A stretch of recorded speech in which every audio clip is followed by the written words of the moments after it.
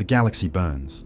Worlds rise and fall beneath the endless wars of the Imperium, and through it all, the Adeptus Astartes, the Emperor's angels of death, stand eternal. Yet between campaigns, between the slaughter and the silence, there exists a question whispered by mortals and tech priests alike. What do Space Marines do when the bolters fall silent? What fills the void when there are no enemies left to kill, even for a moment? The answer is not peace, for such a word has no meaning in their world. But within the fortress monasteries and battle barges that drift between stars, there are rituals, reflections, and fragments of humanity. Glimpses of the beings beneath the armor, caught between faith, fury, and the ghost of what they once were.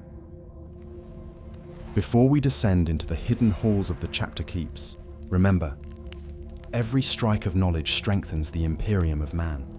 If you find value in this dive through the void, like this transmission, share it with your battle brothers, and subscribe for more chronicles from the darkest corners of the 41st millennium.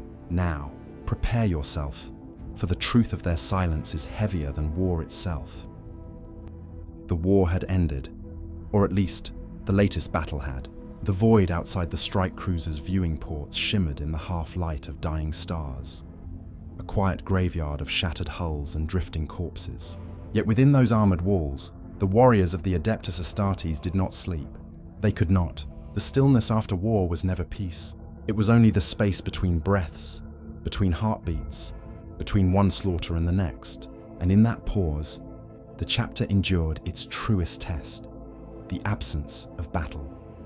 The corridors of the vigilant resolve were lined with incense smoke, sacred oils, and the sound of low mechanical chants. Servitors shuffled through the passageways, their augmetic limbs clanking softly as they scrubbed the blood of Xenos and heretic alike from the deck.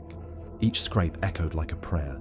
The air smelled of sanctified iron and machine oil, and beyond it all, the deep toll of the ship's bell marked the passage of the Emperor's time. Every strike was a reminder. Victory had been granted, but it had come at a price counted not in numbers, but in brothers lost. Brother Sergeant Kalis removed his helm with deliberate precision. The hiss of the mag seals releasing was like the exhalation of a god. Beneath the mask of his Mark VII armor, his face was pale and scored with old scars, relics of countless campaigns across the stars. His expression did not shift. Emotion was a weapon long dulled by the gene seed's discipline. Yet, as he gazed upon the rows of power armor stands within the reclusium chamber, he could feel the ghosts of memory stirring behind his augmented eyes. Here, the ritual began. Each battle brother stood before his armor as though before an altar. With reverent care, they dismantled the layers of their warplate, the vambraces, greaves, gorget, breastplate, each piece removed in silent order, each laid upon the armor rack as though returning a relic to its shrine. To an outsider, it would seem monotonous, mechanical, but to them this act was sacred liturgy. The armor was more than metal. It was their second flesh, the Emperor's gift wrought in ceramite and faith. To clean it was not maintenance. It was prayer. Kalis dipped a cloth into the cleansing oil and began to polish the edge of his shoulder guard, where a fresh scar of plasma scoring marked the sigil of his chapter. His hand moved with unhurried rhythm, each motion measured, deliberate. As he worked, the chaplain's voice filled the sanctum, low and resonant through his vox grill. "Brothers," the chaplain intoned, "we do not rest because we are weary. We cleanse because we must be pure. The blood that stains your armor is not your own. It is the blood of the Emperor's enemies. You are his instrument, sharpened in flame. Be sharp still," the assembled warriors bowed their heads. Not in fatigue, but devotion. For them, rest was found in duty, the endless loop of obedience, action, and reflection. To falter in these rituals would be to invite corruption of spirit, and so they moved, hour after hour, in that echoing chamber, surrounded by the scent of incense and the hum of power fields winding down. When their armor was cleansed and sealed, they turned to the maintenance of their weapons. Each bolter, each blade, each relic from the battlefield was disassembled with mechanical precision. Kalis's hands moved with a speed that would shame any human artificer. The bolt gun's internal workings were laid bare upon the obsidian altar. The firing mechanism, the recoil compensator, the holy inscriptions etched upon the shell feed. He whispered the litanies of maintenance as he worked, words older than memory, passed down through 10,000 years of war. The machine is holy. Its function is divine.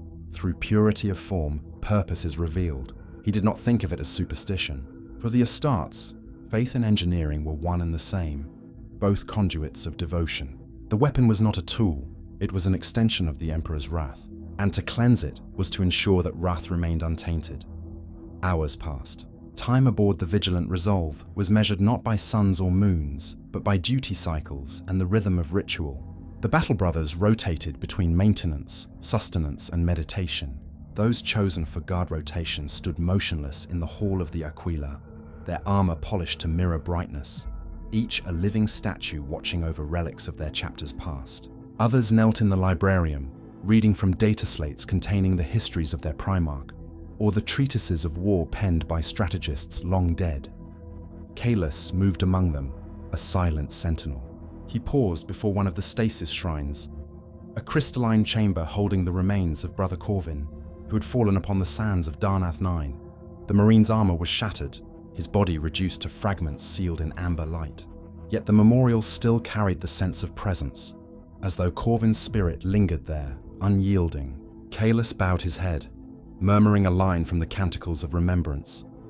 The flesh fails, the duty endures. Even in this there was no grief. Astartes did not mourn as men did. Their sorrow was quiet, structured, a ritual in itself. They remembered, then moved forward. Always forward. Later, within the sanctified quiet of his cell, Kaelus knelt upon the cold adamantium floor.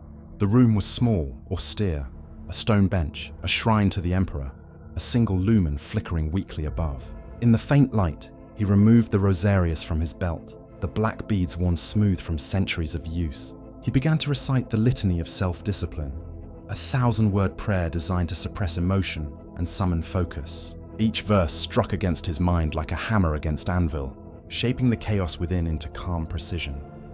But in that stillness, a flicker of thought intruded, a fragment of memory from before the gene seed, before the armor, before the name Kaelus. He could not recall the details, only sensations, the warmth of a sun not seen in centuries, the faint echo of a voice calling a name he no longer bore. It was gone as soon as it came, swallowed by the discipline of the Codex. Yet it left behind a shadow, a question that had no place in the mind of an Astartes. What was he when not at war? A chime broke the silence, the call to the next phase of ritual, the sparring litany. Kaelus rose, his expression unreadable, and made his way to the combat chamber. The corridor was dim, lit by crimson lumens. The air thrummed with the faint vibration of ship engines. Beyond the heavy adamantium doors, the sound of battle already echoed, the dull thud of fists, the crash of armor, the deep growl of exertion. He stepped inside. The chamber was vast, its walls lined with statues of Primarchs and heroes of the chapter. In the center, two warriors clashed in mock combat, their movements blindingly fast despite the bulk of their armor. Servo systems whined with each strike. Sparks flew as power fields clashed. Watching from the sidelines, their brothers observed in silence, not cheering, not judging, but studying. Every blow was a lesson, every fall a scripture. When Kaelus entered, one of the duelists disengaged and turned toward him, removing his helm. Brother Taran, a veteran of the 5th Company, his scalp was crisscrossed with scars, and one eye had been replaced by a crude augmetic. He nodded once, challenge and respect combined in that single gesture. They stepped into the circle together. No words, no ceremony, only combat. The duel began in a blur of motion. Fists met armor. Blows landed like thunder. To an untrained eye, it would seem brutal, senseless. But to them, it was discipline incarnate. The continuation of war in its purest, most personal form. Each strike honed instinct. Each parry reaffirmed control. To fight was to be alive. To hesitate was to die. Even in rest, they waged war against complacency. Minutes passed, then hours. Finally, both warriors stood still, breathing in unison, the clang of their armor echoing like distant bells. No victor, no defeat, only balance restored. Later, when the sparring ended, Kaelus sat once more before the shrine in his quarters. The silence pressed in, heavy, absolute. Outside, the stars burned indifferent and cold. He bowed his head, whispering words not from any codex or catechism, but from something older, something human. We fight because we must. But who are we when the fighting ends? The question drifted into the void, unanswered. Perhaps it would remain so until the end of time, for in the stillness between wars, a space marine is both weapon and ghost, forged for eternity, yet haunted by the silence of his own making. When the ship's lights dimmed to the red glow of maintenance cycle, the fortress monastery, in orbit of dead worlds, fell into ritual quiet. The vigilant resolve drifted through the cold dark, engines silent save for the hum of auxiliary systems. Even in stillness, the Astartes moved with purpose. Each brother adhered to his own form of discipline, a sequence of rites that had been followed for millennia, unbroken since the Great Crusade. In the Apothecarian, under flickering lumen strips, Apothecary Malthus inspected the gene seed of the fallen. Each organ suspended in its sacred stasis vat gleamed faintly, surrounded by purity seals. His augmetic eye whirred as he logged purity metrics, the mechanical voice of the cogitator whispering the data aloud. Sample integrity 99.6%, genomic stability maintained. For any human medic, the act would have been gruesome. For Malthus, it was a hymn. Each progenoid gland was a fragment of immortality, a seed of the Emperor's design preserved through ages of blood. The apothecary's hands trembled, not from weakness, but from reverence. He had seen what happened when a chapter's gene seed failed. Brothers born twisted, mad, or sterile. The Imperium called such corruption mutation. The Astartes called it damnation. Every analysis, every purification was an act of devotion. The Adeptus Astartes did not rest because they were perfect. They worked because they feared imperfection. Elsewhere, deep within the Librarius vaults, the ship's Psykers knelt in stillness. The chamber was shielded by warding sigils etched into every plate of the bulkhead. Inside, Librarian Valen sat cross-legged upon a plasteel dais, eyes closed, gauntleted hands resting on his knees. A faint blue glow seeped from the psychic hood that encased his skull, and the air rippled with invisible pressure. He was not meditating in peace. He was at war, a silent war fought in the Imperium against whispers that clawed at the edges of sanity. The warp was never truly still, even when the ship sailed between campaigns. Demons, memories, fragments of lost worlds. They pressed against the thin veil of his mind. Valen's lips moved in slow rhythm, chanting the catechisms of containment. Thought be caged, flame be bound, shadow be nameless, self be nothing. The words were both spell and shield. Around him, servo skulls drifted, recording each pulse of psychic discharge. Valen saw images behind his eyes, fire across 1,000 battlefields, brothers dying beneath alien suns. His own voice joined theirs in silent echo, not from guilt, but remembrance. The stillness after battle was never true quiet. It was memory made audible, sorrow given form. In the mess hall, though it bore no resemblance to a human one, the remaining warriors gathered for sustenance. Rows of stone benches stretched beneath the high arches, lit by dim candles and the soft glow of devotional lamps. Servitors glided between tables, bearing trays of nutrient paste and reconstituted protein slabs. A mortal man would gag at the taste, but to the Astartes, such food was ritual fuel. Each brother ate in silence, save for the murmur of prayer before consumption.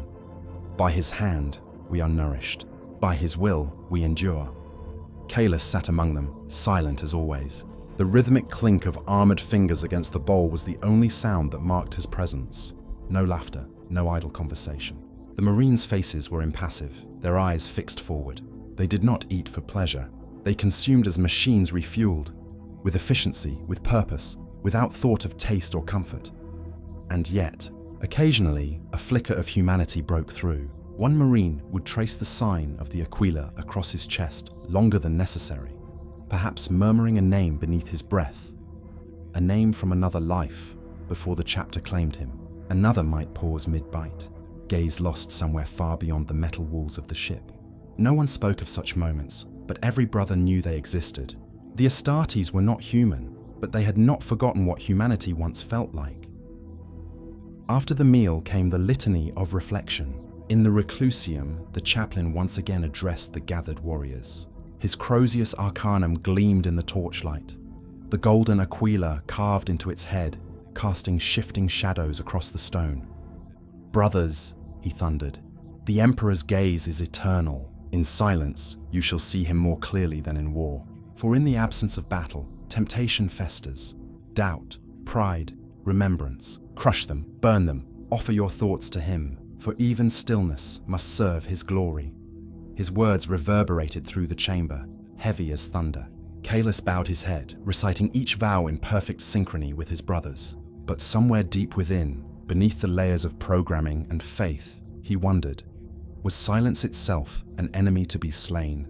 Later, he found himself walking through the reliquary deck, where the relics of the chapter's history lay preserved. The walls shimmered with stasis fields, protecting armor fragments, banners, purity seals blackened by age. He stopped before a shattered helm mounted on an iron pike. The plaque read, "Brother Captain Varen, hero of the Carthax Crusade." Kalis remembered him, or thought he did. The memory was faint, like a dream half recalled. The captain's voice, calm yet fierce, had once guided them through the fires of war. Now he was nothing more than relic and inscription. As Kalis stared at the cracked visor, he felt a chill pass through him, something cold and ancient, like the breath of the void itself. He realized, in that instant, what their so-called free time truly was. It was not leisure, nor respite. It was the slow, ceremonial confrontation with eternity. Every act, cleaning, fighting, meditating, was not escape from duty, but the continuation of it through ritual. The Astartes were never off duty. They were prisoners of devotion, bound by the same chains that made them divine. Outside the reliquary's armored viewport, the stars drifted past. Countless, indifferent, eternal. Kalis raised his gaze to them and whispered a line from the Book of Macraga. Only in death does duty end. But even that, he knew, was a lie. The stillness did not last. It never did. For the Astartes, time between campaigns was merely the thin membrane separating purpose from emptiness. And when that membrane stretched too thin, the mind began to fracture. That was why the rituals existed. Not to honor tradition, but to hold the mind together. Without them, even the Emperor's angels could fall. In the ship's lower decks, where gravity pulsed irregularly and the light flickered like candle flame, squads took part in the rites of endurance. It was not training, not truly. It was a trial of will. Each Marine stood barefoot upon the metal floor, clad only in a plain robe. Around them, the Tech Marines had arranged sigils of the Omnissiah, carved in grease and blood, while incense burned in censers shaped like skulls. The air was thick with oil vapor and heat. Brother Taran, his flesh still bruised from the duel with Kalis, inhaled deeply and took his place within the circle. Servo skulls floated around him, trailing incense and holy light. A mechanical voice recited from the canticles of the machine god. Flesh is fallible, but ritual restores perfection. Endure and you shall become function. A switch was thrown. The deck shuddered. Pain flooded Taran's body as minute electrical surges pulsed through the plating, conducted up through his legs, through muscle and bone. His breath caught in his throat, but he did not move. Across the chamber, dozens of brothers endured the same. None screamed, none faltered. Pain was not an enemy. It was a reminder of flesh, a thing they could never quite escape. Kalis stood watching from the periphery. He had long ago ceased to participate in the endurance rites, not from weakness, but from fear that the ritual no longer affected him.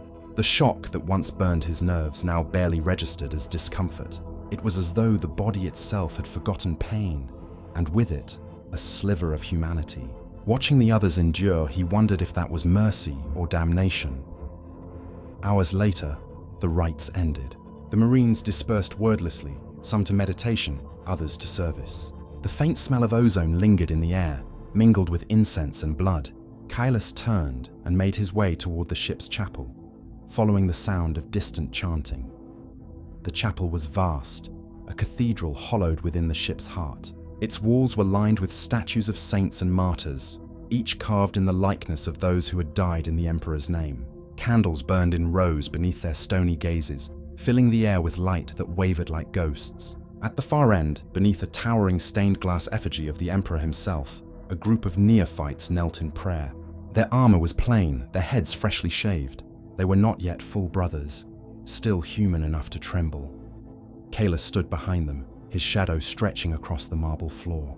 The chaplain, his skull helm gleaming in the half-light, intoned the catechisms of devotion, fear not silence, For the Emperor hears what the lips cannot speak. Fear not stillness, for he sees what the eyes cannot see. Fear only in action, for that is the seed of heresy. The neophytes repeated each line in unison, their voices a chorus of trembling faith. Kalis remembered the same lessons. Long ago, when he was still little more than a man, before his veins ran cold with gene-forged blood. Back then, he had feared death. Now he feared something far greater, the day when death would no longer mean release. As the prayers concluded, Kalis turned to leave. The chaplain's voice stopped him. "Brother Sergeant Kalis," he said, his tone both calm and absolute. "You linger in the shadows too long." Kalis paused, helm under arm. "I serve where I am needed." The chaplain approached, his eyes hidden behind the red lenses of his helm. "You serve well, yet even the purest blade dulls if it is never reforged. You think too deeply on what cannot be changed." Kailas's jaw tightened. "I think on the Emperor's will." The chaplain's vox grill crackled, something between laughter and a sigh. "Then remember, his will is eternal conflict. Reflection is not your duty, brother. War is." Kalis bowed his head, though the words felt hollow. When he left the chapel, the echo of the chaplain's voice followed him like a shadow. Back in his quarters, Kalis removed his gauntlets and placed them carefully on the shrine before him. His reflection in the metal surface was warped, not quite human, not quite machine. He thought of the young neophytes in the chapel, their faces still bearing traces of fear and awe. Once he had been like them. Now he could barely remember the face beneath the helm. He sat in silence, letting the hum of the ship fill the void. For a long time he stared at the small relic beside the shrine, a fragment of stone, smooth and pale. It was all that remained of his homeworld, long since consumed by the Imperium's wars. He could not remember its name. The Codex forbade such attachments, and yet he kept the relic, hidden from his brothers. Sometimes, when the engines fell silent and the stars drifted by, he imagined he could still feel the warmth of sunlight in the stone. The Vox crackled softly, summoning him to the Strategium. Another mission briefing, another war. He stood, donned his helm, and turned off the shrine's light. In the silence before he left, he spoke a final thought, one that no one would ever hear. Perhaps the Emperor's angels were never meant to rest. The doors closed behind him with a hiss, leaving the chamber in total darkness. Only the relic remained, gleaming faintly in the light of the distant stars. A reminder that even in stillness, a space marine's soul is never truly at peace. There are no mirrors aboard a space marine vessel. Reflection, in the physical sense, serves no purpose. The Astartes know their forms intimately, every sinew, every augmentation, every sacred scar. Their bodies are not theirs to admire. They are instruments, weapons wrought in the image of gods. And yet, within the stillness of the vigilant resolve, the body is the battleground where the next war is always fought. Not against an enemy, but against decay, against complacency, against the slow entropy of perfection. Kalis awoke to the low hum of ship engines and the faint scent of ozone. The chrono runes on his retinal display marked the 6th hour of the watch cycle, the time for corporeal devotion. He rose without hesitation. Rest was permitted, never indulgent. His cell was dark, save for the amber glow of the shrine lamp, and the air carried the faint tang of sacred oil. The deck beneath his bare feet was cold, grounding him in the now. He began with movement, slow, methodical, deliberate. Each gesture a prayer, each breath a vow. The ritual was ancient, drawn from the earliest codex teachings of Robout Guilliman himself. The body, like the machine, required maintenance, and so the Astartes stretched, strained, and disciplined every fiber until motion and mind became one. The servitor in the corner whirred to life, extending a mechadendrite bearing a vial of rejuvenant serum. Kalis grasped it, injected the liquid into the port beneath his ribcage, and felt the cold fire spread through his veins. The pain was immediate, searing, electric, but he welcomed it. It was proof that flesh still obeyed command. Elsewhere aboard the vessel, entire squads performed similar rites. In the training atrium, a cavernous chamber reinforced by ceramite girders, the clang of impact filled the air. Dozens of Astartes engaged in unarmed combat, their movements fluid and inhumanly fast. The sound of fists striking armor reverberated like thunder. Each bout was a test of endurance, not dominance. Blood flowed, bones fractured, but no one fell without purpose. Brother Taran was among them, his face half-shadowed by the lumen strips above. His opponent, Brother Cestus, struck with the force of a power hammer, but Taran met each blow with perfect precision. Their movements formed a rhythm: strike, parry, counter, recover, an endless dance that transcended instinct. To fight was not mere aggression, it was liturgy, the body's communion with the divine. When the round ended, both warriors stepped back, saluted with the aquila, and bowed. There was no triumph, no defeat, only the continuation of the ritual. From the observation platform above, Tech Marine Drian watched with mechanical detachment. His red armor gleamed beneath the torchlight, servo arms twitching as they recorded data. Muscle output within acceptable variance, he muttered through the Voxlink. Reflex latency reduced by 0.3% since the Darnath campaign. Efficiency ascending. A lesser man might have heard pride in that voice, but Drian knew pride was sin. Data was purity. He saw not warriors but systems, and systems must remain flawless. In the adjoining chamber, rows of Marines performed the litanies of endurance. They suspended themselves from grav rings anchored to the ceiling, bodies inverted, holding their weight in static tension. Every muscle trembled, every breath came measured and slow. The only sound was the whisper of prayer. Through pain, we are refined. Through strain, we are sanctified. Through strength, we serve. Kaelus joined them, gripping the suspension bars with armored hands. His body hung effortlessly, but his mind burned with focus. The ache that spread through his limbs was not suffering, it was clarity. The gene seed within him pulsed in rhythm with his heart, each organ responding as the Emperor intended. The Laraman's organ flooded his blood with clotting enzymes. The Biscopia expanded muscle fibers beyond mortal limits. The Osmodula's legacy hummed through every bone. He was not man, he was the sum of design, the cathedral of flesh perfected through sacrifice. But even cathedrals crumble without devotion. Later, he made his way to the regeneration chamber where Apothecary Malthus awaited. Rows of rejuvenation tanks glowed with pale green light, each containing a brother submerged in the thick nutrient solution. Limbs regrown, wounds sealed, organs repaired. It was the holy alchemy of survival. The air was thick with antiseptic vapor and ozone discharge. Malthus glanced up from his instruments. "Brother Kaelus," he said, his tone flat yet respectful. "Routine calibration?" Kaelus nodded and stepped into the secondary harness.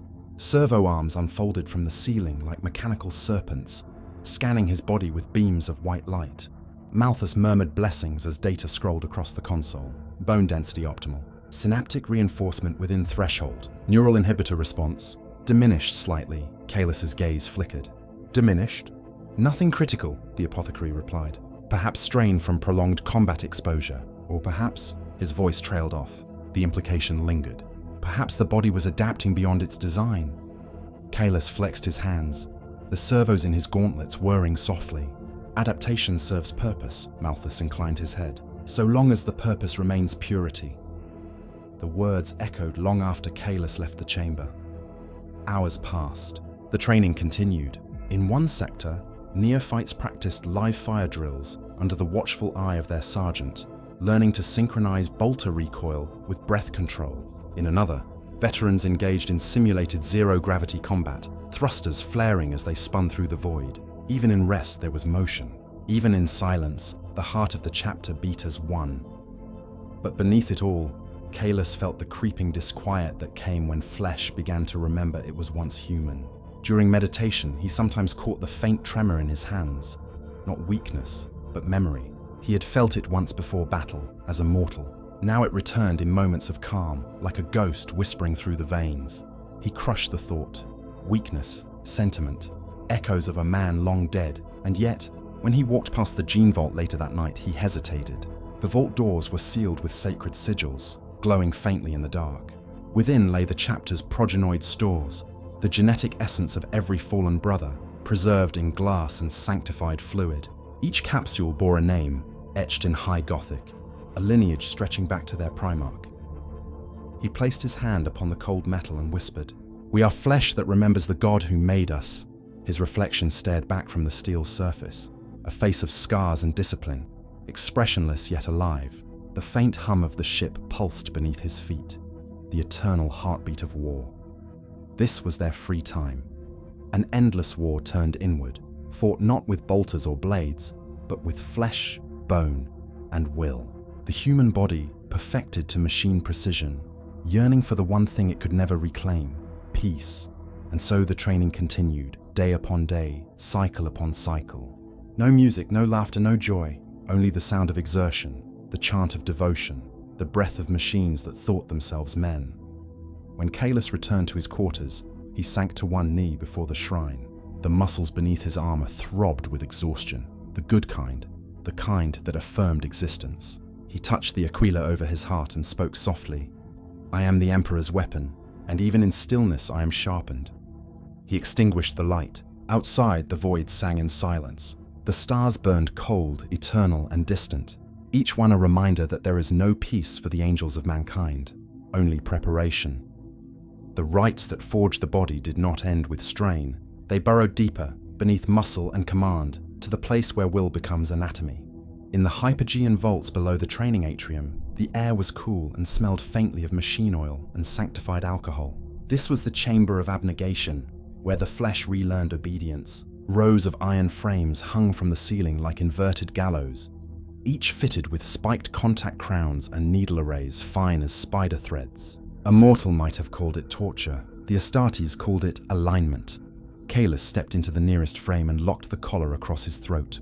The crown descended with a measured hiss, touching scalp and temples with a constellation of points. Tekmarine Drian stood nearby with a servo slate, his vox grill murmuring benedictions to the Omnissiah as the needles kissed skin. At Drian's gesture, the machine awoke. A cold tide moved through Kailas's nerves.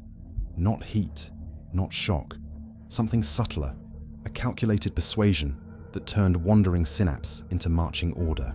The Biscopia's engineered fury quieted into clean lines of output. The os medula's warbone stilled its ache. Even the secondary heart found a slower drum. Amplitude within doctrinal parameters, Drian said.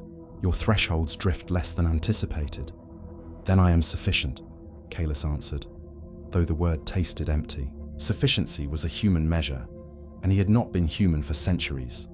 Around him, other brothers surrendered themselves to the frames. Some closed their eyes and mouthed scripture. Others watched the shadows move along the stone, taking comfort in pattern. No one spoke of pain. Pain was neither enemy nor friend. It was a lever, pull, and the body complied. When the frames released, Kalis felt light, not from ease, but from precision. The world arranged itself into solvable angles. He descended the iron steps to the conditioning pool, where steam rose in slow sheets, and the water gleamed a metallic green. Apothecary Malthus waited with a chalice of bitter tonic, thick as promethium and twice as harsh on the tongue. Kalis drank without flinching, and the slurry burned a clean path to his gut, seeding the microflora that kept a war body from rotting in its own perfection. The taste was ash and copper, and something like soil after rain. Your inhibitor response remains diminished, Malthus said softly, as if speaking to the pool itself. You master yourself faster than before, but your thresholds climb to meet you. The knife and the scar chase one another like hounds. Then let them hunt, Kalis replied. So long as they never tire. He waded into the water. It came to his chest, heavy with salts and conductive filaments that found every old wound like searching fingers.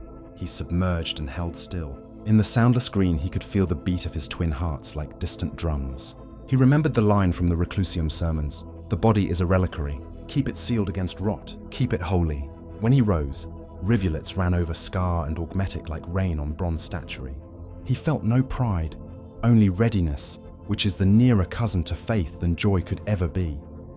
Later, in the gravity well, he and Brother Taran strapped themselves to the spiral track for vector sprints. The chamber reoriented without warning, hurling them through shifting arcs as servitors yanked mass from one axis to another. Their boots clanged, magnets bit, pistons in their ankles hissed. Breath came in metered drafts. No shouting, no competition. Only the quiet arithmetic of motion, perfection measured 1,000 times a minute.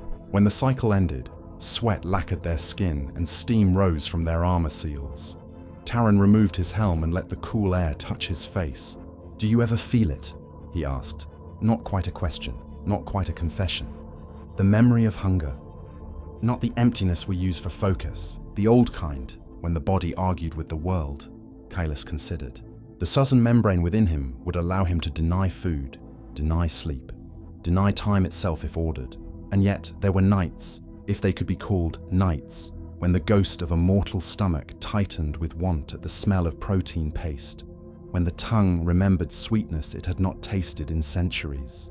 "I feel the memory," he said at last. I let it pass through. "It is another current to swim." Taran's augmetic eye ticked, a little human gesture preserved by steel. "A current," he echoed and said nothing more.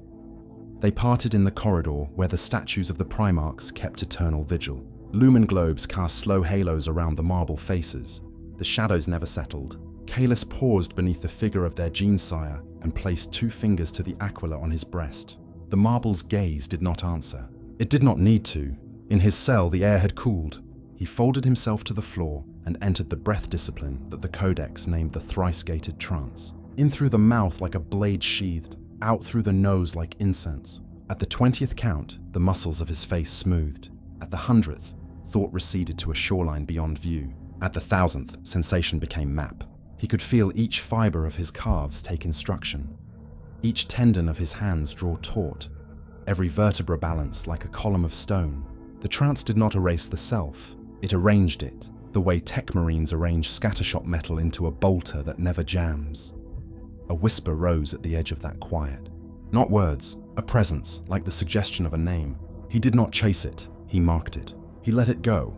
When he stood, the chrono runes told him he had been absent a full cycle. The ship had shifted subtly in the void. He could taste the change in the air pressure. He donned his armor with hands that had ceased to tremble centuries ago and checked each seal by touch alone. Breastplate, gorget, couplings, power pack. At the maglock on his helm, he hesitated, not doubt. A ritual moment, a breath between breaths. He sealed the helm and felt the world reduce to what mattered. Weight, distance, duty. Outside his door, the vox chimed once. No alarm, no hurry. Just the gentle summons that meant the next devotion awaited. He stepped into the corridor and the lumen strips brightened by a fraction, acknowledging motion the way a chapel acknowledges prayer. The body was ready. The war had not yet come. Between those 2 facts stretched the narrow bridge where an Astartes lives forever. In the void, time became elastic. Days, weeks. These were mortal constructs, unsuited for creatures who no longer slept, who no longer aged except by millennia of service. For the Space Marines of the Vigilant Resolve, there was no calendar, only the cadence of ritual.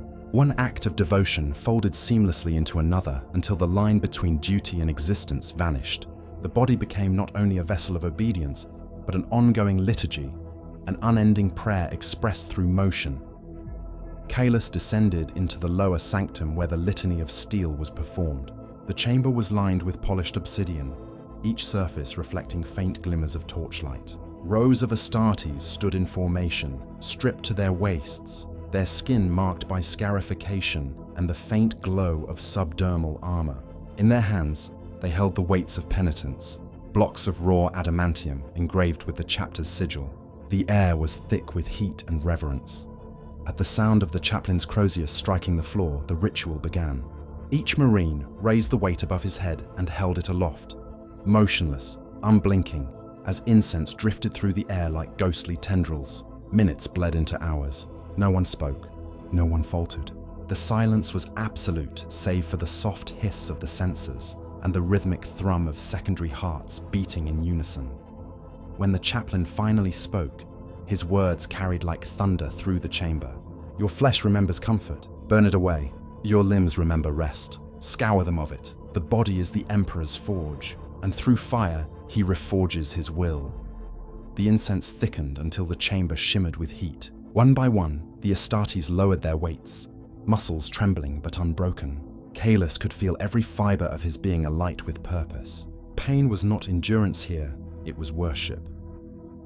Later, in the Gene Sanctum, Kalis stood before the great biomantic pool, a chamber where the apothecarian rebalanced cellular harmony after campaigns. He stepped into the viscous fluid, its surface rippling with faint luminescence. It was said the pool's alchemical blend was derived from the blood of saints, the marrow of beasts from lost worlds, and the distilled essence of servitor oils. Whether myth or truth, the effect was real.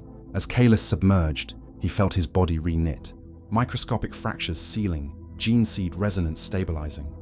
Above him, golden icons glimmered, representations of the Emperor and their Primarch locked in silent blessing. Kahless closed his eyes and let the hum of the machinery fill his skull.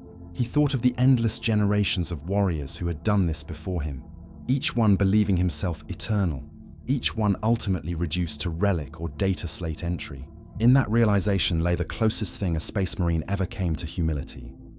When he emerged, the world felt sharpened. Every breath was a blade's edge, every heartbeat a drumbeat of purpose. He dressed in silence, armor plates locking into place like the limbs of a living creature. The servitors that tended the sanctum sang mechanical hymns in binary cant, their voices like static prayers.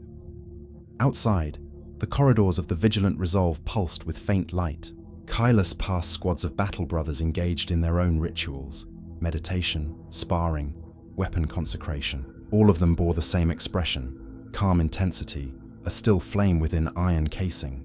Their free time was a tapestry of motion and stillness woven together. Every act a rejection of entropy. He entered the armory, a place that smelled of promethium and sanctified grease. Racks of bolters stood in perfect alignment, each marked with purity seals fluttering gently in the recycled air. Servitors clanked and muttered as they polished ceramite and re-oiled power swords. Tech Marine Drian oversaw the chamber, his mechadendrites weaving patterns of light across the weapons as he recited the canticle of unbinding. Kahless approached his own blade, the same relic he had wielded for over 2 centuries. Its edge shimmered faintly under the lumen glow. He ran a hand along its length, feeling the faint hum of the machine spirit within. The sword was more companion than tool. It had slain orcs, traitors, and demons alike, each life taken another verse in its eternal song.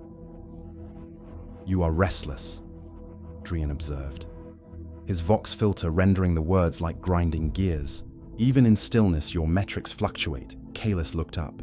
"Restlessness is motion. Motion is function. Function serves the Emperor." The Tech Marine inclined his helm slightly, spoken like a warrior, but remember, even a machine must cool before it breaks.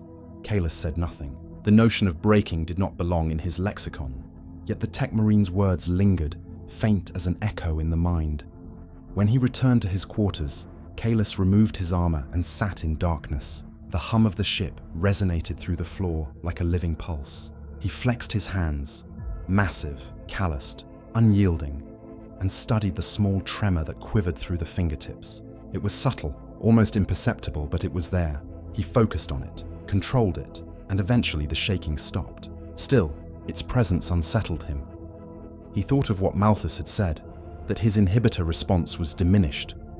Was it the gene seed adapting, or was it him unraveling? Could perfection erode not through corruption, but through mere existence? He dismissed the thought. Such questions led to ruin. The chaplains taught that doubt was a fungus, small, silent, and deadly if not excised. And yet, as Kahless lay in the stillness of his cell, the hum of the engines seemed to pulse in time with his heartbeat. A whisper moved through the back of his mind, faint, shapeless, but insistent. It was not heresy, it was memory, the faint echo of what he once was before the armor, before the conditioning, before the transformation into an instrument of divine warfare. He turned his head toward the small relic at the foot of his shrine, the fragment of stone from his lost homeworld. For a long moment, he simply stared at it. Then, with a slow, deliberate motion, he placed it in his palm and closed his fist. The tremor returned, not weakness this time, but something dangerously close to remembrance. "The body is a temple," he murmured, voice barely audible. But even temples remember the sound of the wind that shaped them. Outside, the ship shifted course. Somewhere deep within the void, a new mission awaited. But for now, the Space Marines of the Vigilant Resolve remained at rest, if such a word could ever apply to those who had forgotten what rest truly meant. Their bodies were perfect, their minds sharpened to a singular edge, and beneath that perfection, the faint hum of humanity still lingered, fragile and unspoken. There is no rest for the mind of an Astartes. When the flesh sleeps, the gene seed watches. When the body kneels, the spirit still stands at attention, Their peace is an illusion, a thing observed, never felt. For every space marine, the true battlefield is not the field of war, but the silent corridors of thought that echo long after the bolt is still. Kalis entered the meditation hall, a circular vault deep within the ship's core where sound itself seemed reluctant to intrude. The air was cold and dry, perfumed faintly with the ashes of burned parchment and incense resin. Around him, the walls shimmered with faint psychic wards, symbols painted in sacred oils by the chapter's librarians, their meanings half forgotten even by those who recited them. A circle of warriors knelt upon the black stone floor, helms placed before them, eyes closed, motionless. At the center of the circle stood Librarian Valen, his psychic hood crackling with barely restrained energy. He raised a hand, and silence deepened into something heavier, an almost physical weight pressing against the senses. "Brothers," Valen said, his voice echoing inside their skulls more than through the air. "Steel may guard the flesh, but it is the mind that guards the soul. Let no thought wander unattended. Let no memory rise unchallenged." Kalis knelt among them, posture perfect, hands resting on his thighs. The words were familiar, part of the canticle of vigilance. He repeated them inwardly, one phrase at a time, each syllable locking thought into formation. Let no thought wander unattended. In the void of his mind, shapes began to stir. Memory, fragments of battlefields, faces of the fallen. He forced them down, buried them beneath the weight of mantra. Discipline was everything. A wandering thought could become a crack, and through cracks the warp whispers. Valen's voice deepened, now distant, as though spoken through water. "Picture the flame of the Emperor within you. It burns without heat, consumes without ash. Let it sear away impurity until only devotion remains." The air shimmered. Kalis felt the psychic field touch him, a faint prickle behind the eyes, a pressure against the soul. It was not pain, but exposure. The mind laid bare beneath another's scrutiny. Valen moved among them, weaving the shared trance that bound their consciousness together for this rite. Thoughts brushed against thoughts, sensations bleeding from one warrior to the next. Kalis caught flashes. Brother Taran's memory of battle under crimson skies, the scream of a dying orc, the metallic tang of blood in the mouth. Another brother remembered his own death, over and over in simulation, his body reduced to data, then reborn through discipline. Then, unexpectedly, something else rose from Kalis himself. Not battle, not victory, but a single image, faint and fragile. A woman's face, blurred by time. The smell of dust and rain. The sound of laughter that did not belong to the void. The flame in his mind flickered. "Steady," Valen's voice whispered, not aloud, but directly into his thoughts. "Do not resist memory, define it. Control it. The mind must acknowledge its ghosts before it can silence them." Kalis focused. The image burned brighter for a moment, then dissolved into smoke. In its place, the cold certainty of duty reasserted itself. He opened his eyes. The session ended without word or ceremony. One by one, the Astartes rose, their movements synchronized by instinct. Valen remained still, eyes glowing faintly beneath his hood. "You are disciplined," he said softly, "but discipline without awareness is blindness. Remember, to master the mind is to acknowledge that it can still break." Kalis bowed, fist to chest, and departed. Outside the meditation hall, the corridors of the Vigilant Resolve pulsed with low red light. He walked alone, each step echoing against the deck. His mind was silent, yet the silence felt crowded. He could still feel the echo of shared thought, the faint imprint of other minds brushing against his own. The Astartes were brothers in war, but in meditation, their unity became something stranger, almost invasive.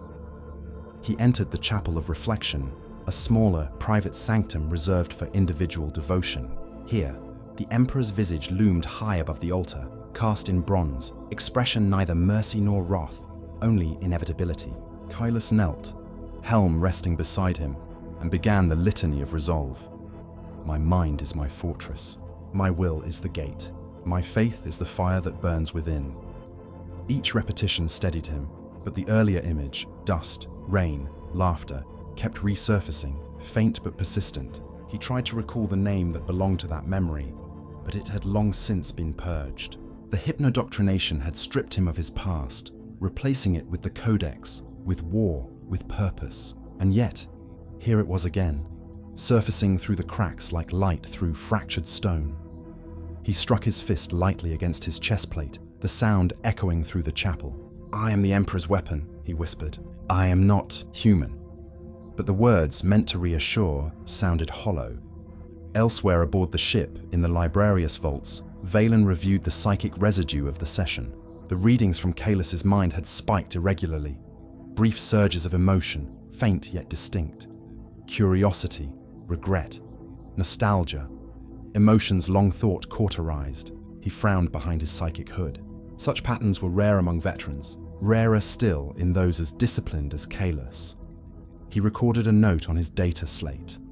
Observation. Brother Sergeant Kaelus exhibits uncharacteristic mnemonic resurgence during trance state. Possible side effect of prolonged exposure to non-combat environment. Continue surveillance. The librarian's eyes flickered with faint psychic light as he stared into the data stream. Even the purest steel, he murmured, may remember the heat of its forging. Hours later, Kaelus found himself in the Strategium observation deck. The stars stretched before him, cold, innumerable, silent. Below, the ship's void shields shimmered faintly, their electromagnetic lattice humming like a living pulse. He stood motionless, hands clasped behind his back. A mortal might have called it reflection. For Kaelus, it was interrogation, the endless questioning of one's own existence within the frame of faith. The Codex Astartes allowed no room for philosophy, and yet, in the quiet between wars, such thoughts crept in like whispers through broken walls. He remembered the chaplain's words. Reflection is not your duty. War is. And yet here he stood, staring into the void, feeling something dangerously close to wonder. He did not know how long he remained there before the ship's bell tolled, deep and resonant. The sound drew him back to reality, to purpose. The next duty cycle awaited, the next ritual, the next suppression of thought. But as he turned to leave, the faintest voice, his own, or perhaps something older, whispered from the recesses of his mind, "If the mind is eternal, then what of the soul?" He did not answer. No Astartes ever could. Confession in a fortress monastery is not a begging for absolution. It is maintenance. The soul, like a bolter, gathers grit. Left unchecked, it jams. Kaelus entered the confessional oratory under the reclusium, a narrow chamber panelled in dark iron, where whispers were swallowed, and only the scrape of ceramite on stone survived. A single lumen burned above the lectern, its light falling across the skull-faced helm of the chaplain, who waited there with Crozius grounded and Rosarius dim. The air smelled faintly of incense, promethium ash, and wax, a mingling of battlefield and chapel that defined the Astartes' condition. "Brother Sergeant," the chaplain said, voice a measured thunder through the vox grill. "Present your thought weapons for inspection." Kaelus knelt and set his helm aside, as if laying a blade upon an altar. "I have maintained discipline," he said. "I have performed the rites. My will remains obedient." Obedient is not the same as whole. The Crozius tipped, almost a benediction, almost a warning. Report anomalies. Kaelus considered the truth like a grenade pin between finger and thumb.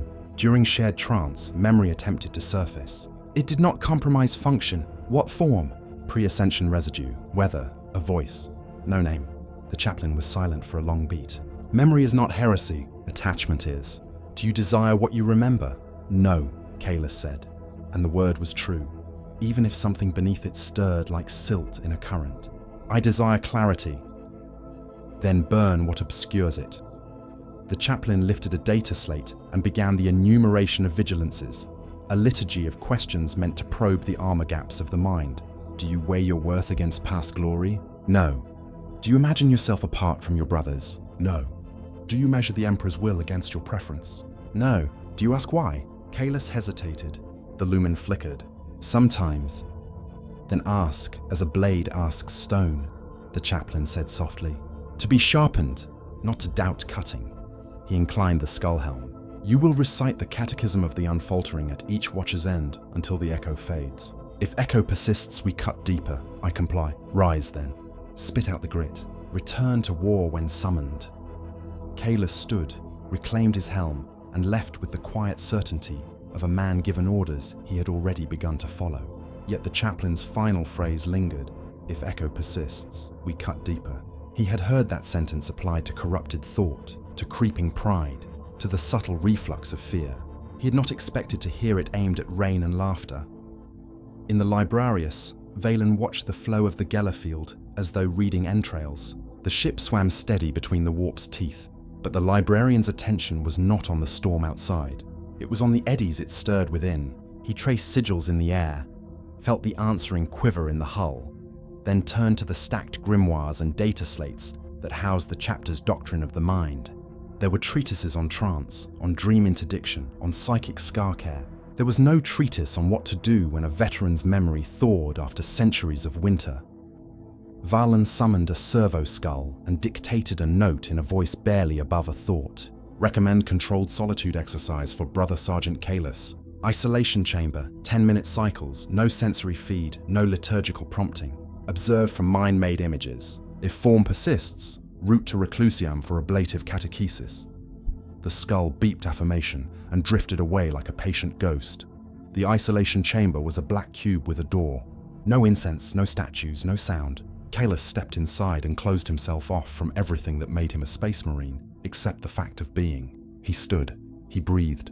He entered the thrice-gated trance and let the world unname itself.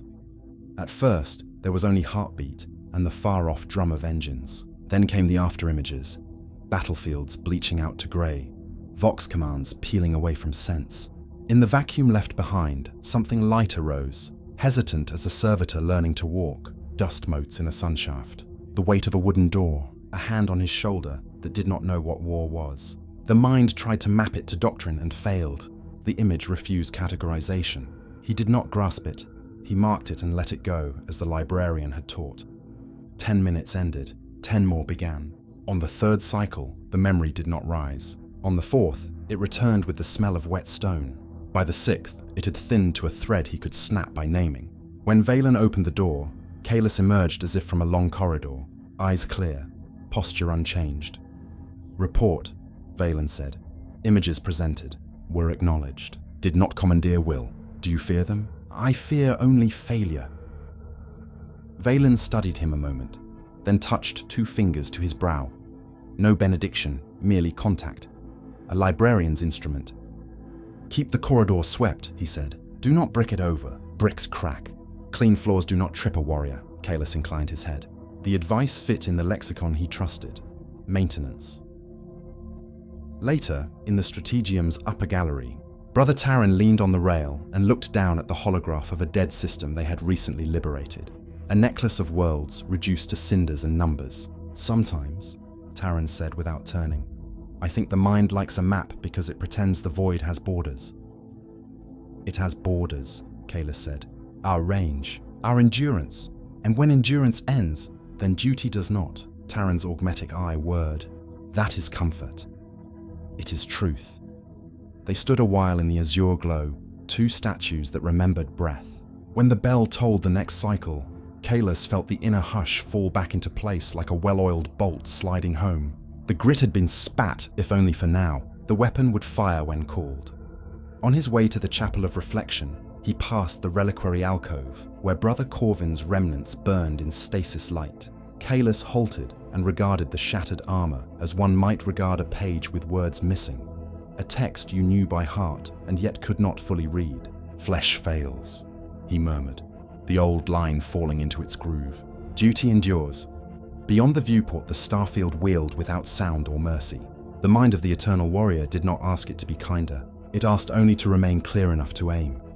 He crossed the threshold and knelt, not to beg, not to explain, but to align. The catechism of the unfaltering rose like a scaffolding around his thoughts. Breath by breath, the questions of rain and laughter retreated to their proper place. Not erased, not enthroned, merely filed. When the vox chime called him onward, he rose with the sensation every Astartes trusts above all others.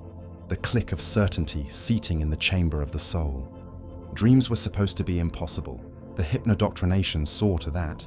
Their brains rewired. Their sleep reduced to a few chemically induced hours of stillness that repaired the machine rather than nourished the soul. Yet somewhere within the data coils of Kalis's mind, a fragment persisted. It began as sound. Rain on metal, soft, irregular, then light. A flicker, not the glow of a lumen, but daylight. diffuse and warm. The air smelled not of ozone or oil, but soil. He knew it was a dream only when he realized he was unarmored. Bare hands, human skin, the sound of laughter again, near, impossible. When he turned, the scene dissolved into static. He awoke to darkness, armor seals humming, the faint echo of his own breath rasping inside the helm he had never consciously donned.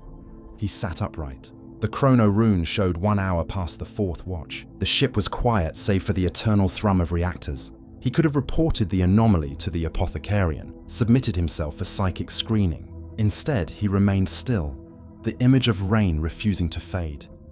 By the next cycle, the disquiet had become pattern. During weapon calibration, the rhythm of recoil matched the pulse of falling drops. During meditation, silence carried the same cadence. A rhythm older than war, older than devotion. He fought it the only way he knew. Discipline. More training, longer meditations, deeper trance. Yet the mind, once roused, would not lie back down. When the call came for another trance communion with librarian Valen, Kalis entered the chamber, already braced for intrusion. The others knelt around the librarian like stones around a pyre. The psychic hum began, low and resonant. "Guard your thoughts as you would a fortress," Valen intoned. "But remember, every fortress requires a gate." Kalis opened the inner gate a fraction and felt the current flood through. Thoughts intertwined, brother to brother, emotion passing like scent on wind. Pride, sorrow, hunger for purpose. Then the rhythm returned. Rain. For an instant the shared field brightened. Other minds noticed, brushed against it, recoiled. The librarian's focus narrowed like a beam. Who dreams? Kalis did not answer. The dream itself seemed to recoil, folding inward until it was nothing more than a pulse under his ribs. Valen's psychic gaze lingered, searching, then withdrew. Afterward, as the brothers dispersed, Valen approached him privately. "Your barrier wavered," he said without accusation. "It revealed memory unshaped by doctrine. Do you understand the risk?" "I do." "Then understand also the truth. Even stone remembers the chisel. What you recall is not weakness. It is trace. Contain it, but do not erase it. The erased thing returns sharper." Kalis inclined his head, uncertain whether he had been reprimanded or counseled. Days, or what passed for them, moved onward. The vigilant resolve cruised between missions, its inhabitants locked in routine.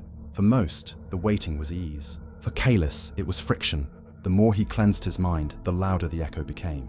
It was not merely nostalgia, it was a question forming shape. During the next litany of resolve, as the chaplain's voice rolled through the chamber, Kalis felt the words diverge. "My mind is my fortress." But he heard instead, "My mind is my prison." He did not flinch. He did not break formation, yet something within shifted, subtle as the tilt of a planet. After Vespers, he sought the observation deck again, stars stretched in cold infinity, each one a silent witness. He removed his helm and let the recycled air brush his scarred skin. For a long moment, he allowed the rhythm of the engines to merge with the phantom rhythm of the rain. He whispered, not a prayer, not defiance, but a line that balanced between the two. If thought is a weapon, then mercy is the hand that holds it. The words vanished into the hum of machinery. He replaced his helm, the mask sealing with a hiss that erased everything human from his face. Somewhere deep within the ship, Librarian Valen recorded another note. Subject Kalis maintains stability. Emotional residue present but controlled. The mind endures, and for now, that was enough. The Eternal Warrior did not need peace. He needed persistence, and persistence, in its own way, was a kind of faith. In the heart of every fortress monastery, beneath the roar of engines and the hymns of devotion, there exists a sound that no one speaks of.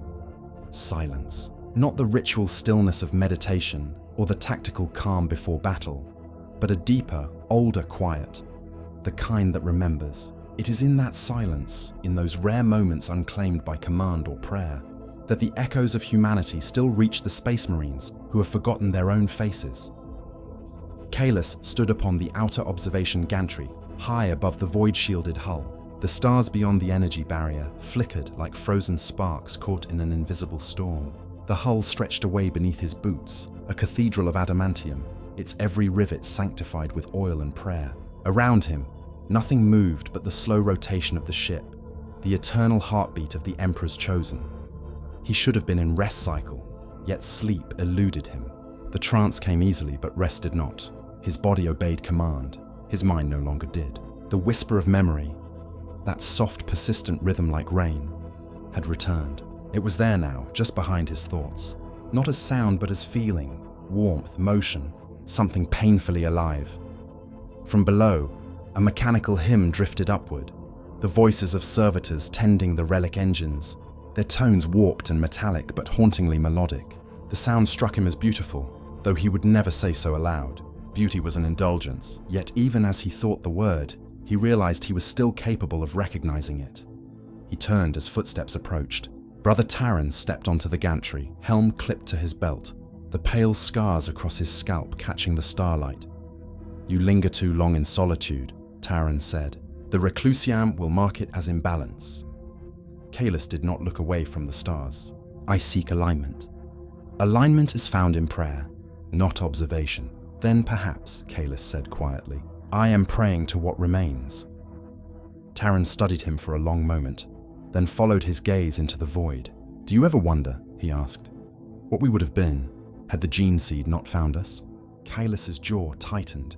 "No, I do," Taran murmured, "sometimes in the stillness before waking. The thought comes unbidden, a field beneath a real sun, a name I can't recall." He exhaled slowly, vapor misting in the cold. "They tell us memory is weakness, but what if it's the last thing that keeps us from becoming statues?" Kalis turned then, his expression unreadable. "Statues do not fall." Taran smiled faintly, the smallest ghost of rebellion. "Nor do they live." The words hung between them like contraband. Then Taran replaced his helm, the conversation sealed away. When he was gone, Kalis remained, motionless beneath the stars, until the hymn of the servitors faded into the hum of the ship. Later, he descended to the Vault of Reverence, a chamber where relics of the chapters past were enshrined behind stasis fields. The air was cold, the light dim, the silence absolute. Here, names were carved into marble, their letters shallow but immortal. He paused before one of the older inscriptions, its edges worn by time. Brother Apprentice Leoran fell upon Narthek's ridge, remembered in duty. The name meant nothing to him, yet he found himself staring at it longer than reason allowed. "Remembered in duty," he whispered. The phrase was meant as honor, but it sounded like an erasure. No joy, no sorrow, only the function of memory stripped of its soul. He knelt before the monument, head bowed. The ship's hum filled the silence again, steady, indifferent. Somewhere beyond these walls, worlds still burned, wars still raged. And here he knelt, praying not for victory, but for recollection, for the faint reminder that somewhere within the warrior's shell, something once capable of wonder still breathed. In the corner of the vault, a servitor knelt beside a damaged banner, its mechanical limbs working to repair the torn fabric. Kalis watched it for a long time, fascinated by the care with which it worked. Each stitch precise, each motion deliberate. Though the creature had no mind, no soul, it performed its duty with something close to tenderness. He rose and approached. The servitor paused as he drew near, optics flickering. Its voice box crackled. "Glory to the Emperor. Restoration complete in 1,420 cycles." Kalis regarded it for a moment, then reached out and touched the corner of the repaired banner. "You serve well," he said. The servitor tilted its head slightly, processing the input, then returned to its task. He left the vault with a strange heaviness in his chest. Not sadness, not guilt, something older. The echo of humanity, fragile and persistent, had found its way through armor and faith alike.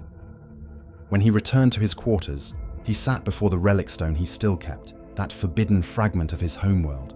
He placed it in his palm, feeling its familiar weight. He had never spoken of it to anyone, never even admitted to himself why he carried it. But now, as the ship drifted between systems and the void pressed against its shields like an endless sea, he understood. The stone was not rebellion. It was memory, proof that he had not been born from nothing, that before the gene seed and the codex, there had been a world, a sky, and perhaps, just perhaps, a name. He closed his fist around it and whispered the single word that came unbidden, a sound without meaning, yet full of weight. The syllable vanished into the dark, but in his mind, it echoed like a heartbeat. In another part of the ship, Valen paused mid-chant, eyes flickering open. He felt a faint tremor ripple through the psychic ether. Not corruption, not danger, but emotion.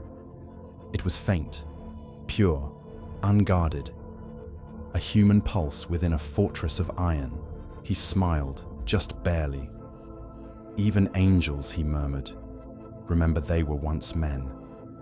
And somewhere in the endless night between stars, Kalis sat in silence, the fragment of stone still warm in his palm, as though it too remembered. The ship's night cycle bled into itself, a long ribbon of dimmed lumens and soft engine hymn. In those hours, the fortress monastery felt less like a weapon and more like a tomb that breathed. Kalis walked the peripheral corridors where few brothers strayed, places that curved along the hull and hummed with a subsonic throb. Here, carved into the adamantium ribs by hands long dead, were marks no catechism mentioned. Scratches, sigils, short lines in low Gothic that had survived a dozen refits. He paused at one, 3 strokes crossing a 4th, then a tiny circle. A tally and a world, perhaps. He traced it with a gauntleted finger and imagined the brother who had made it. A life reduced to lines so thin the ship itself forgot to polish them away. In a maintenance bay 2 decks below, the neophytes were absent and the servitors powered low. The room smelled of sanctified grease and sharp metal. Kalis found a workbench scarred by centuries of use, its surface studded with embedded filings that glittered like dust caught in starlight. He lifted a small chisel, tested its bite on a scrap of ceramite, then set it aside and chose bone instead, a narrow shard of a tyrannid carapace preserved from a purged infestation, catalogued as trophy, but not relic. He began to carve without plan, hands steady, breath even. The blade moved in quiet arcs, shaving away slivers until something simple took shape. A wing, not spread in triumph, but folded close, as if to keep warmth within. He did not know why the form came so readily, perhaps because it demanded no explanation. The wing fit his palm like a thought you could carry without speaking aloud. When he finished, he held it to the lumen and watched the pale translucence glow. For a heartbeat longer than necessary, he let himself feel the satisfaction of making a thing that was neither weapon nor right. Then he set it on the bench, affixed a small purity seal to its base, and pressed the wax with his signet. Not for display, not for discovery, only to witness that the moment had existed. Brother Taran found him there, drawn by the faint scrape of tool on bone. He said nothing at first, only leaned a shoulder against the bulkhead and regarded the wing with the tilted look of a man learning how to see. "It is unnecessary," Kalis said, preempting censure that did not come. "Most things that keep a mind from breaking are," Taran replied. "May I?" Kalis passed him the carving. Taran turned it once, twice, then returned it as one returns a blade, carefully, with the unspoken acknowledgement that it could cut. "If the Reclusium asks, we are consecrating trophy material." "It is already consecrated," Kalis said. "We lived through it." Taran's mouth twitched, a near smile that died well before mutiny. "There is a chant I have not spoken since novitiate," he said after a moment. "The old sergeants called it the Quiet March. It has no words, only humming, set to the pace of a column at dusk." He took a breath, then let a low tone roll out of him, steady as footfall, a sound meant for road dust and tired lungs. It filled the small bay without claiming it, a shape for silence to lean against. Kalis did not join him. He listened. The old melody threaded between machine spirits and dormant cogitators, the note catching in metal like wind in old eaves. It was not joy. It was not grief. It was the persistent line that men draw across, hard ground to remind themselves which way they are moving. When Taran ceased, the afterring lingered in the rivets. "If we teach it to the neophytes," he said, "the chaplain will call it indulgence." "Then we do not teach it," Kalis answered. "We remember it." They left together, the wing tucked in Kalis's belt like an unmarked page. On the ascent ramp to the reliquary level, they met Apothecary Malthus descending with a stasis case. He paused, optics whirring as they exchanged salutes. Through the case's crystal, a progenoid floated, holy and mute. Malthus's voice was quieter than ritual required. "There are lines on the lower hull," he said, as if remarking on weather. "Old tally marks. I catalogued some once before the last refit. They are difficult to erase. Some metals remember the tools that shaped them," Taran said. "Bodies do as well," Malthus replied. "We call it scar tissue. The mind has its own." He continued downward. Neither marine spoke until the hum of his mag seals faded into the ship's general breath. In the hours that followed, Kalis rotated through duty stations like beads through a rosary, watch in the hall of the Aquila, maintenance in the armory, breath discipline in the chapel of reflection. The world arranged itself into tractable angles again, but the angles had softened, as if edges could be sharp and kind at once. During the third cycle, he found himself guiding two neophytes through the litany of arms disassembly. Their hands shook, but only the way new metal trembles in a forge. He corrected grip not with bark syllables, but with one finger upon a knuckle, the smallest pressure imparting the shape of skill. The younger one met his gaze and held it for a fraction too long, hope surfacing like a fish before sinking back down. "Economy," Kalis said. "Not speed. Economy breeds speed without waste." "Yes, Brother Sergeant," they answered together. The words used to be noise to him, a chorus he conducted without hearing. This time they sounded like seeds landing in soil that might take. Between cycles, he returned to his cell. The stone waited where he had left it, patient as an old oath. He set the carved wing beside it and regarded them both, two proofs that origin and craft could sit without war. He did not kneel. He did not speak. He merely stood until the next chime called him away. On the way to the Strategium, a rumor traveled the corridors the way rumors do. No source, all heartbeat. A pict feed recovered from a shrine world half burned, showing a procession of mortal pilgrims carrying a relic under rain. The vox carried only static. The image carried everything else: soaked robes, raised faces, the sky opening its veins. Some brothers dismissed it as ambient data. Others glanced too long. The word rain moved from mind to mind, like a coin passing, through gauntlets leaving a mark each time it touched. Kalis did not seek the feed. He did not need to. He felt its echoes settle into the ship's collective breath, the acknowledgement of a thing most of them had not felt on skin in centuries. No liturgy formed around it. No sermon claimed it. It simply existed, a small weather within iron. On the Strategium dais, tactical hololiths bloomed into cold geometry. Orders would come, as they always did. The body stood ready. The mind had found its flaw. Kalis rested his palm against the console's edge and felt the thrum of the machine spirit answer. For a heartbeat, the rhythm beneath his hand aligned with the one the old chant had left in his bones. 2 beats, then 1. The ship's bell tolled. Duty gathered like a storm at horizon's edge. The vigilant resolve drifted through the emptiness like a cathedral set adrift upon a sea without shore. No stars moved, no sound broke the stillness, save for the whisper of its engines and the pulse of power through its bones. In such silence, even thought could echo. Kalis found himself summoned to the Reclusium once more.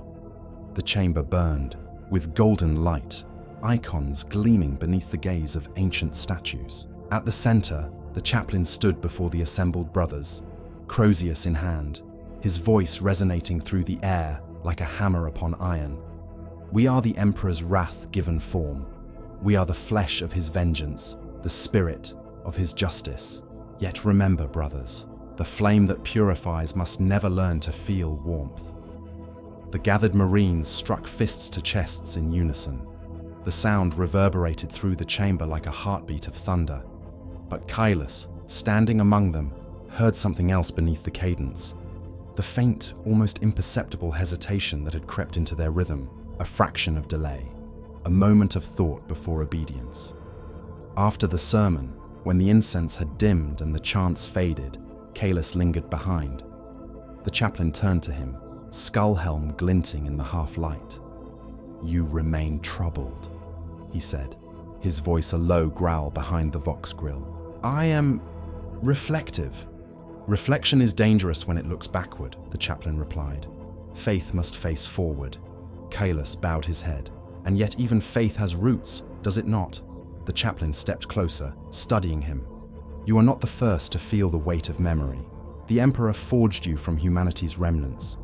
Sometimes those remnants whisper, but heed me, Kaelus.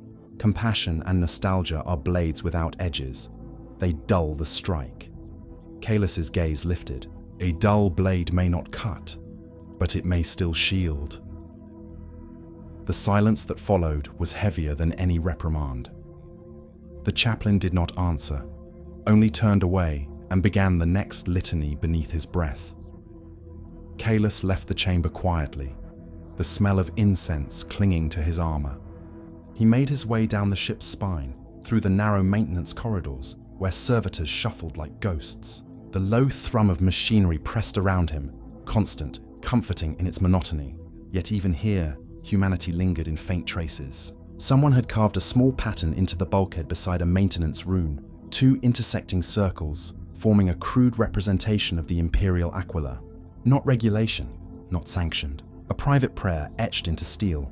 He paused and placed his hand over it. The cool metal hummed faintly beneath his palm. Perhaps, he thought, faith itself was not the absence of memory, but its transformation. The shaping of what once was into what must endure. In the days that followed, small things began to change aboard the Vigilant Resolve. The brothers spoke a little more during armament checks. Someone began to leave fragments of handmade script in the chapel alcoves. Short verses written in low Gothic, unsigned, unapproved. They were not defiance, but quiet confessions of memory.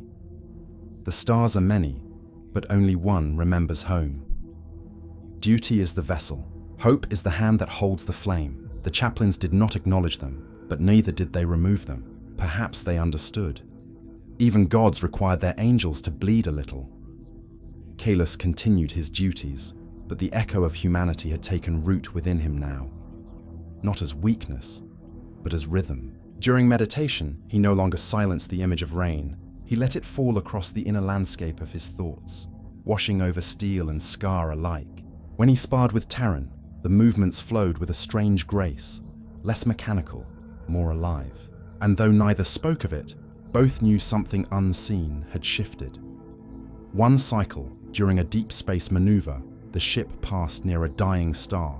The observation decks were opened for ritual viewing, a rare event in the chapter's long history.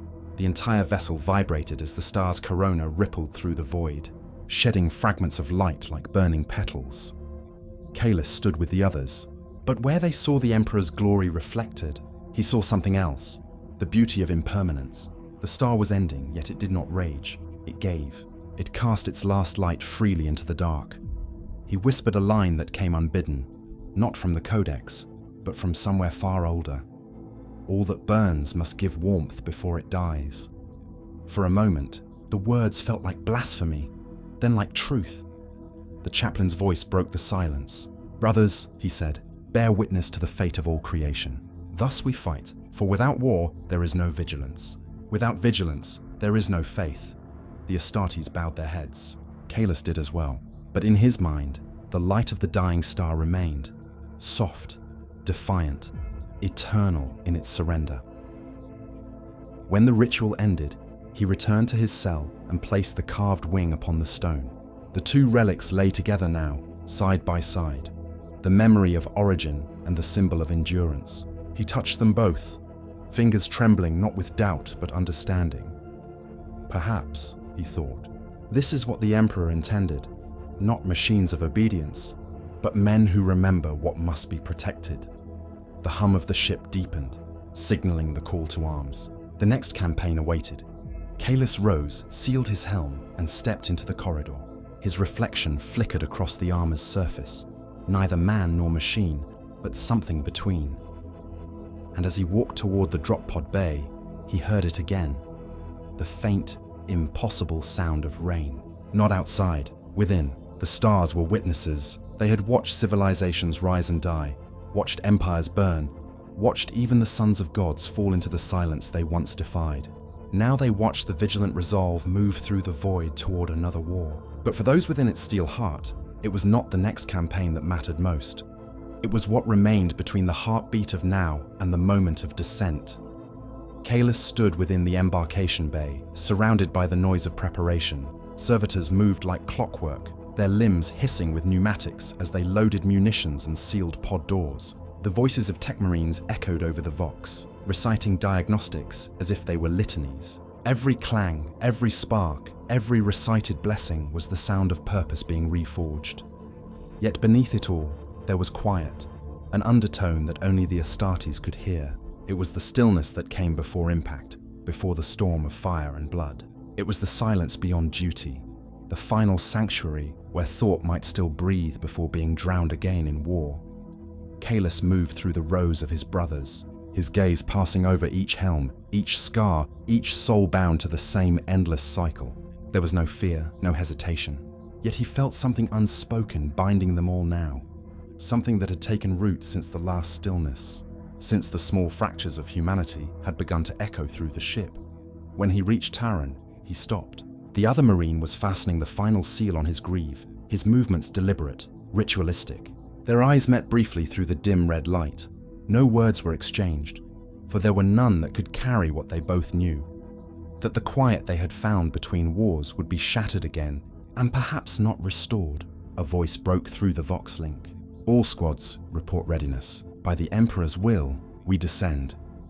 Kalis stepped into his drop pod. The clamps closed around him like the embrace of a tomb. His armor's systems came alive, data streams flickering across his visor, life signs syncing with the squad network. The hymn of launch began, a low, rhythmic chant recited by the servitors in the control chamber. From silence, wrath. From duty, rebirth. From death, obedience. The pod shuddered as it disengaged from the ship, then was hurled into the abyss. The stars vanished in an instant, replaced by the roar of atmospheric entry. The pod became fire. The fire became descent. Kalis's world shrank to vibration and noise, but beneath the thunder, his mind was still. He thought of the stone, the wing, the rain. He thought of the faint warmth that had returned to his brothers' voices, of the quiet verses carved into walls no chaplain had dared erase. Humanity was not weakness. It was the echo that made the roar of faith bearable. Impact. The pod slammed into the surface of the nameless world. The doors blew outward in clouds of vapor and dust. Kalis stepped into the light, an orange sky burning with the smoke of bombardment, the scent of ash and iron thick in the air. The ground trembled beneath artillery fire. His squad spread into formation, bolters ready, armor already streaked with soot. The war began. Hours passed. The world became a blur of movement and noise, a single endless act of destruction. Kalis moved through it as through a dream. Each target eliminated, each order followed, each wound endured. Yet even in the midst of chaos, he could feel the echo of that inner silence, like a steady heartbeat beneath the storm. When the fighting ceased, only ruin remained. The enemy had fallen, their bodies strewn across the blackened soil. The chapter banners rose once more, their edges burned, their sigils cracked but unbroken. Kalis stood among the wreckage. Around him, the dead lay in rows, foes and brothers alike. The silence that followed battle was always heavier than the noise that preceded it. He removed his helm and let the smoke sting his eyes. The wind that swept across the field carried a faint whisper, not mechanical, not natural, almost a voice. Remember. He turned toward the horizon, where the light of the dying sun bled into the ash-choked sky. The sound of bolter fire had faded, yet the rhythm of it still echoed within his pulse. And beneath that rhythm, another, the one he had heard in dreams, in meditation, in forbidden memory. Rain. For a moment, he imagined it falling here, upon this dead world, cool drops hissing against molten metal, washing blood from the stones. It was not mercy, it was continuity. Behind him, Taran approached. His armor was cracked, his voice rough through the vox. Victory is ours, Kalis nodded. So the record will say. Taran looked around the ruin, and yet I wonder, if victory is silence, what are we when even silence ends? Kalis did not answer. He looked once more toward the horizon, where the sun's last light caught the shattered surface of his armor and turned it gold. Perhaps, he said at last, we are what remains when duty has spoken its final word. The Vox crackled. Orders for retrieval. Extraction in 1 hour. The machine would turn again. The war would resume elsewhere. But for a brief, unrecorded moment, 2 warriors stood still upon a dead world and remembered what it meant to be alive. When Kalis returned to the vigilant resolve, he went to his cell and placed the stone and the wing upon the shrine. He knelt before them, not as a soldier before relics, but as something closer to a man before his own heart. "We are the Emperor's hands," he whispered, but even his hands must feel the weight of what they hold. Outside the viewport, the stars turned once more, endless and silent. The ship's engines sang their hymn of movement, carrying the sons of the Imperium toward another war. Kalis remained in the dark, listening to that silence, the space between duty and memory, between obedience and being. And in that silence, for the first time in centuries, he almost felt peace. In the end, even the Emperor's angels are bound by silence. Between one war and the next, between the breath of duty and the scream of battle, they are left alone with the echo of what they once were. Some fill that void with ritual, others with faith, and a few, those rare few, with memory. For the Space Marines, there is no freedom beyond service, no peace beyond obedience. Yet still, within the endless rhythm of war, something human endures. A thought, a memory, a single act of creation carved in secret between the battles of gods. And perhaps that is enough. For even in a galaxy that burns without mercy, the faintest whisper of humanity can survive, hidden within the armor, beneath the prayer. Beside the relics of forgotten worlds, the Imperium will never know their quiet moments. The histories will never tell of the rain, or the stone, or the carved wing left upon an altar in the dark. But somewhere, in the stillness between wars, the angels remember they were once men, and for a heartbeat, the universe remembers with them. The light of the dying star fades, replaced by the eternal dark. Only in silence do we remember why we fight.